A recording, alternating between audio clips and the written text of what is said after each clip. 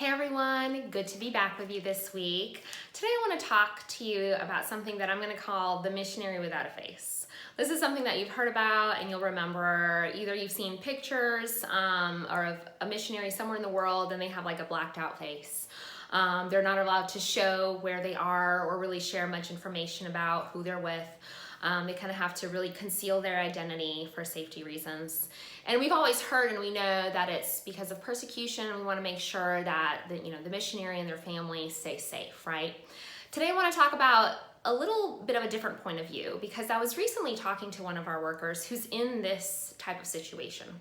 And they actually shared a different point of view and perspective that was very eye-opening to me, that I had never really considered. And I think it's an important one for me to share with you today. And it boils down to the idea of prejudice, right? So as people, we as humans, we formulate these grand, generalized opinions and ideas about groups of people that are different than us. And as Christians, we do that about people of different faiths. And we do that especially about people of different faiths that persecute us because of what we do. Now, on the flip side, the people of other faiths do the same with us. And they, through their work, where they're at, they have been able to get to know people from different backgrounds and actually hear some of these prejudices, hear some of these things that, that they have heard through time, been told, or have experienced. And so some of these prejudices include, Christians just want to change us. They just want to come in, they don't really care so much about us, they don't care at all about our culture, and they just want to come in and tell us that what we're doing is wrong and that it needs to be changed. So Christians just want to make everybody else like themselves, and they want to shove their beliefs down everybody's throats. That kind of hurts to hear, right? It's hard. And so what our worker was sharing is that they live in this tension where they wish they could share things on social media and send pictures and videos and things like that. But at the same time, they feel like if they were to do that and show and tell and say, hey, look, these are the people that we're working with and we want to evangelize and please be praying for them, even if it's coming from a good place in their heart, seen from the outside eyes of prejudice, then it's like that prejudice is being proven.